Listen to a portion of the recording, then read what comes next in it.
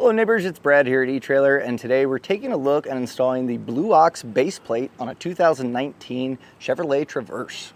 Now this is what your base plate is going to look like when it's installed on your Traverse, and it does a pretty good job of making sure everything looks nice and tidy. Once installed, when you don't have your arms attached, it's pretty almost flush with the front of the fascia, which is really nice. It gives you a clean look. Your safety chain loops do stick out a little bit, but that's so you can hook onto them nice and easy. And the crossbar that they have will allow you to mount up your 6-pole as well as your breakaway switch on the opposite sides of the license plate, so you don't have to worry about anything getting in the way. So that is a nice little added benefit, as some other base plates don't really have those mounting options. Now when driving around, it's going to have that clean look, but when you are ready to hook up to your flat toe setup, it's fairly easy to take your arms, just give them a quarter turn twist until these lock into place, and these arms are going to be ready to hook up to your tow bar. Now when it comes to hooking up your flat toe setup, it's going to be pretty easy, and this is going to work directly with Blue Ox tow bars like we have here. Now if you do have a Roadmaster tow bar or something along those lines, not to worry, you can get adapters for those tow bars that are going to swap these ends and be able to adapt to your Blue Ox base plate. So we'll just get our tow bar lined up here, put our pin through, and then put our linchpin in place. We'll get our safety chains all hooked up here. Our umbilical.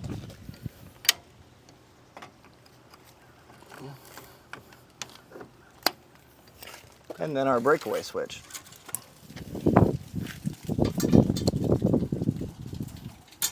Something I will point out that you may have to take in consideration is going to be the hitch height on your RV versus the base plate height. So our vehicle from ground to center of pin is going to be 15 inches. So you're going to want to measure your hitch on the RV at the center of the hitch pin hole there. And then from that variance, make sure you're within a 3-inch window. That way it keeps the tow bar nice and level, and it's going to give you a safe towing experience. So if you do need to drop down, we have plenty of high-low adapters available here at eTrailer.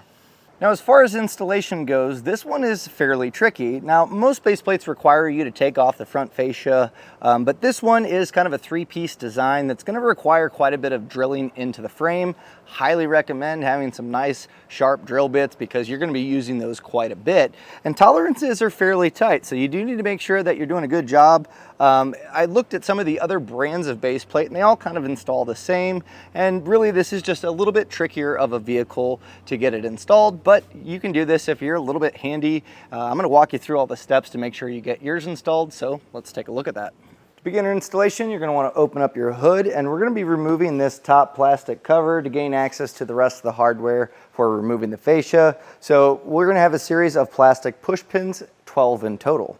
Throughout the whole installation process, you're going to be taking off quite a bit of hardware, and chances are if you're doing the rest of your flat toe components, you're going to have that fascia off for a bit. So highly recommend having your hardware in an organized spot. That way when you put everything back together, it's going to be nice and organized for you. So to get these popped off, pretty simple here. I'm using a trim panel tool. You just kind of slide in the slot to kind of pry it up just a bit. And then if you get that center portion to pop out, you can go underneath it and then get that removed. Now, if you don't have a trim panel tool, not to worry, you can use a flathead screwdriver. So go ahead, get your 12 removed, and then we'll set this cover aside. Now where our grill is mounted up to our kind of radiator support here, we have 6 7mm screws that we're going to go ahead and get removed.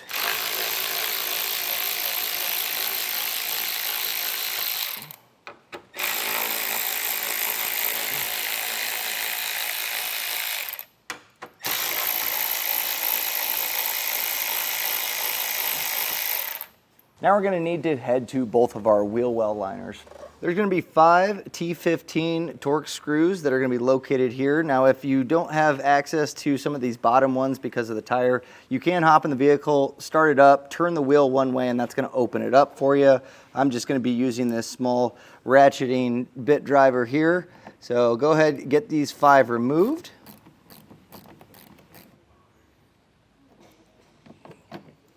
And once you get those out, you're going to want to peel back the wheel well liner, and right where the fascia meets the front quarter panel, you're going to want to go ahead with a 7mm. There's a screw that's kind of facing this way.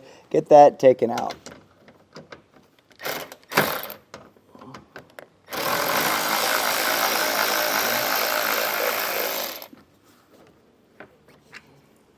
Now with this side done, we'll just go ahead and repeat on the other. Now with your T15 Torx bit, you're going to head underneath the front fascia where there's going to be a series of screws, 8 in total that we're going to remove. The first 4 that we're going to remove are going to be in the center here. Now these are going to be the ones that are further back, so go ahead and get these removed.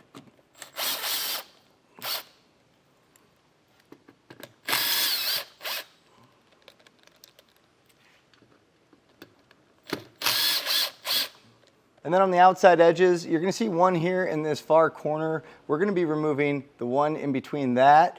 And then these 2 are on the tabs, so skip those 2. So you have this one and this one here.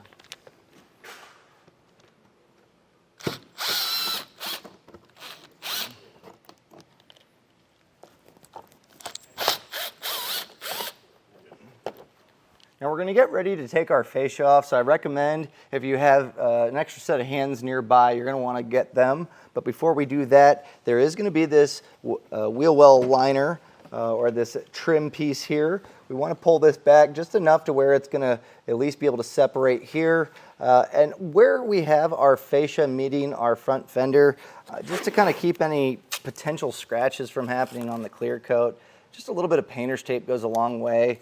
So the main thing is we're not damaging our fascia as we're getting our installation done, and this is a good way to prevent that. To remove your fascia, it's pretty easy here. Just kind of peel back on this end first.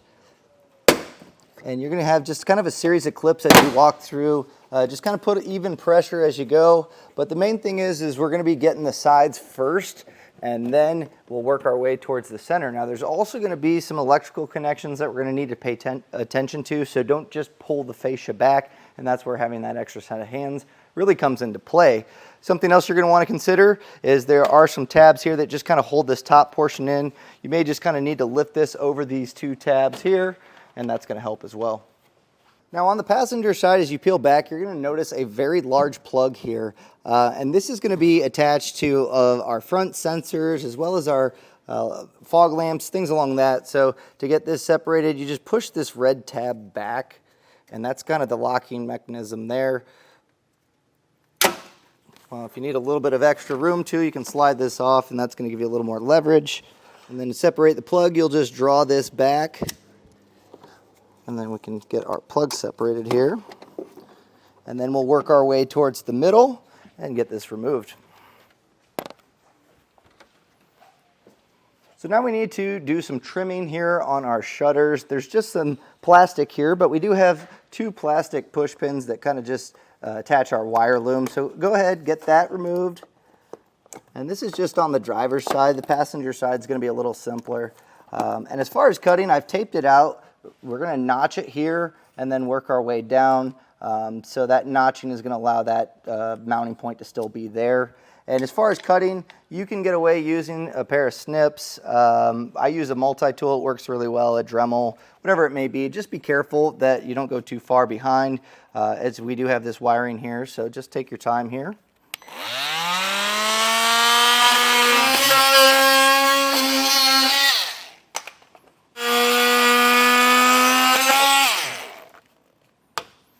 Once that's cut out, we'll just go ahead. You can take a file or even just the back side of a knife and just kind of get these burrs knocked off. This side's going to be a little bit easier. We don't have any electrical connections to worry about, and it's pretty much just a rectangle here, so go ahead and get that cut out.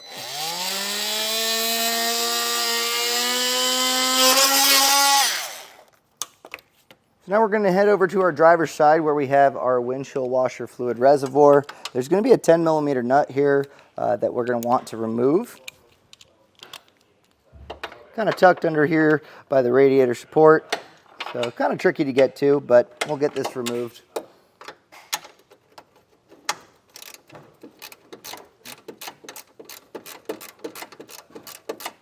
On the side of your reservoir here, we have 2 10mm screws.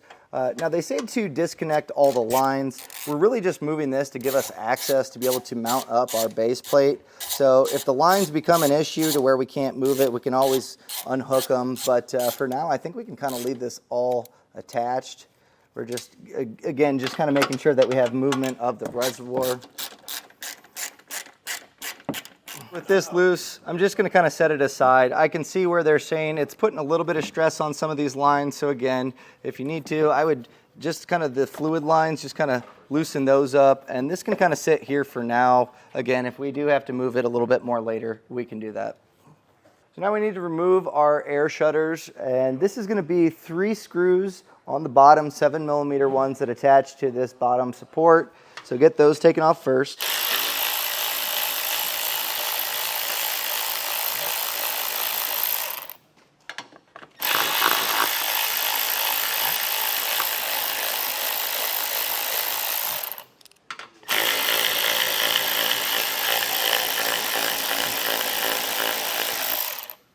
And then you'll just head to the top where there's going to be 4 of them. And we'll go ahead and get those removed.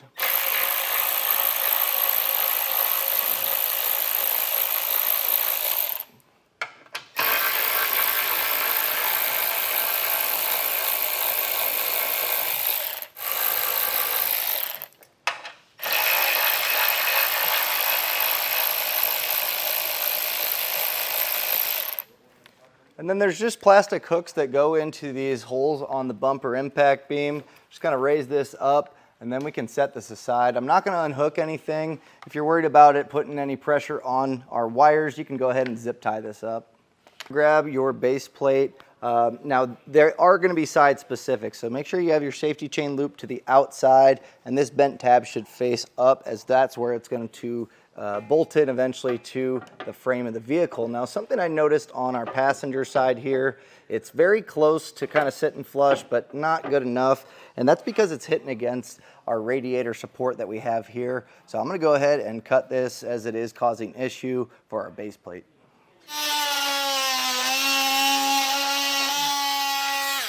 That out of the way, this will fit. You're going to want this portion up against the frame rail and also against the metal tab here. There's probably about, I'd say, a little less than 1/4 of an inch, maybe a 3/8 gap there. This should also be pretty close to touching metal. Now you can clamp this in place with a vice grip or a C-clamp or something along those lines, but really all we're doing is using this as a template right now so we can drill. So using a chalk marker, a paint marker, permanent marker, whatever you have, just go ahead and make those marks. The 3/8 drill bit, we'll just go ahead and get these drilled out. If you need to, you can use a punch to kind of create a dimple here. What I recommend too is making sure that you have your bolts handy, so as you drill this out, just make sure that those can pass through there.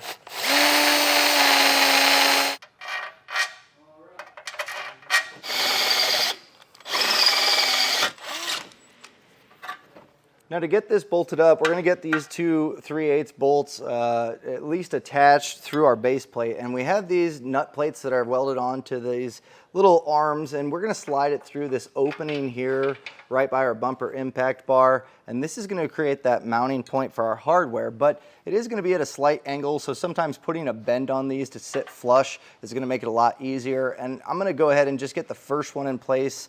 And also, while doing this, we're going to be using the larger bolt with a split washer. We're also going to be wanting to put red thread locker on all of this. This is just going to make sure that long term nothing's going to rattle loose. So you can go ahead and put some of that on there.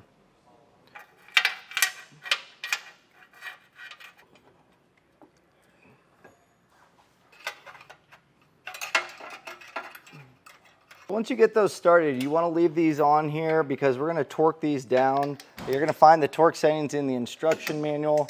This is going to make sure that this is going to be tight enough for the lifespan of the base plate, but also not too tight, putting any stress on the hardware. And then once you have those torqued down, to get these to break off, you just kind of move them around a little bit, and that small tack weld should pop off. If you need to, you can also grab a set of pliers and just kind of push them back and forth, and eventually these will break loose.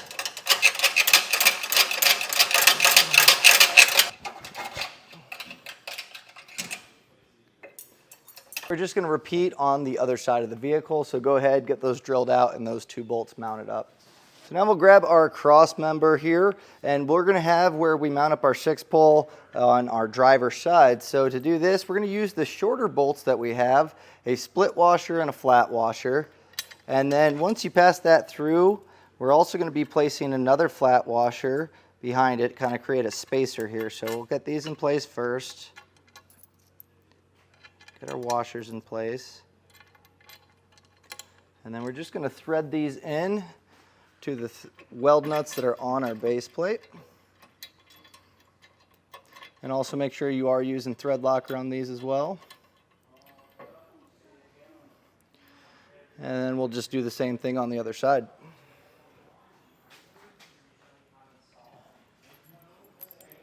We're going to go ahead and torque down our hardware, and just a little tip, it really does come down to making sure that these are tight against the metal. Otherwise, it can get pretty tricky as far as getting the bolts to line up. So just make sure when you're installing the side parts of your base plate, you have those really cinched against there. There's a little bit of wiggle room in this, but it was pretty tight for us.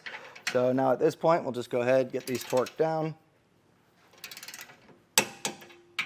Our remaining holes should be butted up against metal. We're going to go ahead, get those drilled out, and then we're going to pass hardware through them. But right now, we'll get these all taken care of and repeat on the other side.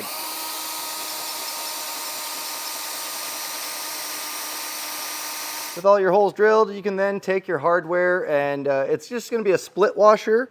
We're going to pass it through, and then we're going to follow it up with a nylon lock nut. Now, some of these are going to be a little bit tricky to get your fingers started. But we'll go ahead, get these hand tightened on, and then once everything's in place, we'll just come back, tighten these down, and then take our torque wrench to them. Now you will have to probably put a wrench on the head of the bolt or the nut side, whichever side that you have opposite your ratchet. That way it's not spinning around, but we'll go ahead, get these all snugged up.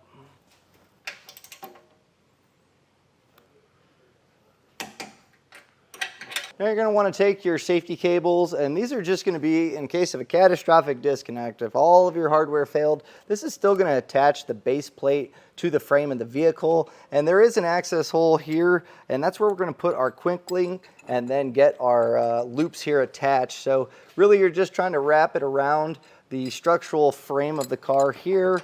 So we'll go ahead and get this all attached. Now you do want to make sure that it's not going to make contact with anything that's moving in the engine bay. So if you need to, you can always kind of take these cables, and once they're in place, zip tie them up. They're just there as a fail-safe.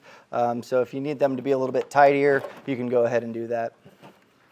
Now when running your cable, you do want to make sure you give yourself a little bit of clearance here to get your washer fluid bottle back in. And at this point, that's what we're going to do. So go ahead, you can get that bolted back into place.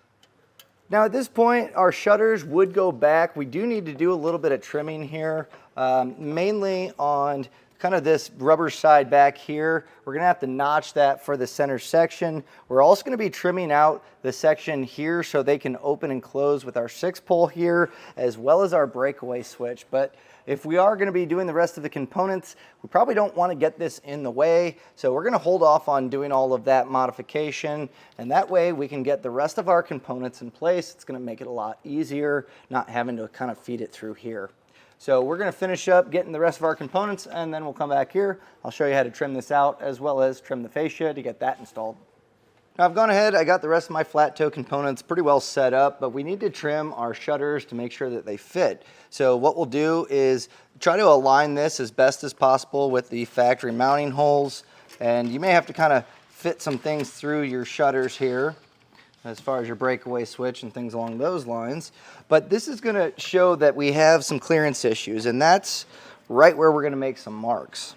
So just kind of align it here, and you'll see that cross member is creating issues. So we are going to be trimming this back a little bit on both sides, and we are going to be notching these. So I think our best bet, cut those backs, get this to cinch up, and then we can go ahead and trim on our shutters. So I'll go ahead, and again, using any cutting device you may have, we'll just trim this back.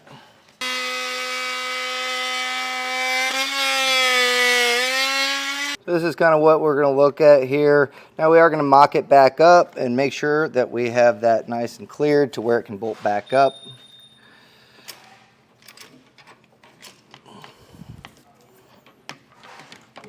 And that looks pretty good. So we'll go ahead, we'll get the, there's the 4 screws up here, then there's also the bottom bracket one, so we'll go ahead and get this mounted back up.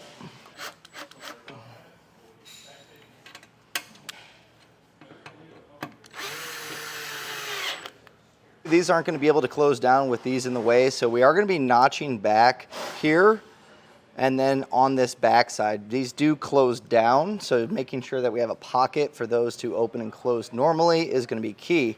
So take your time here and get these trimmed out.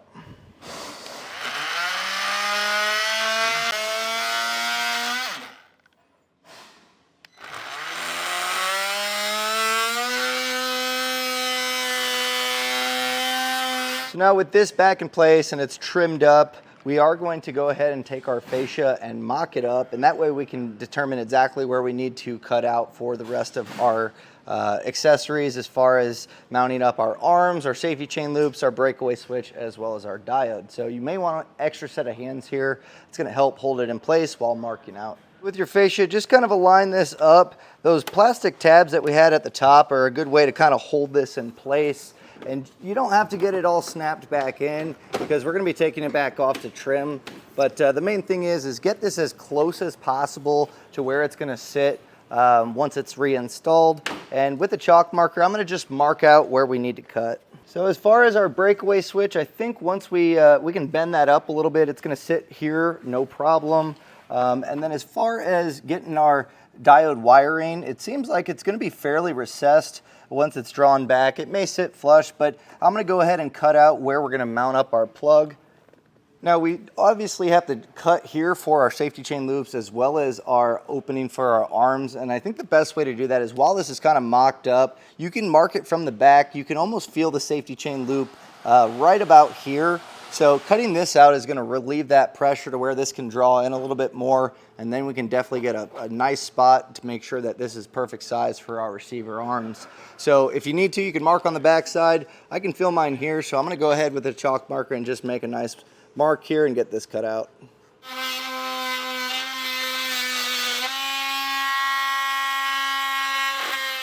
Now to get this exact is pretty tricky. This one I'm really happy with. I can still notch it out a little bit more to give it clearance so it'll draw back a little more, but our receiver arms are going to be placed right around here. So they recommend using a hole saw that's 2.5 inch, and that is a good way to do that.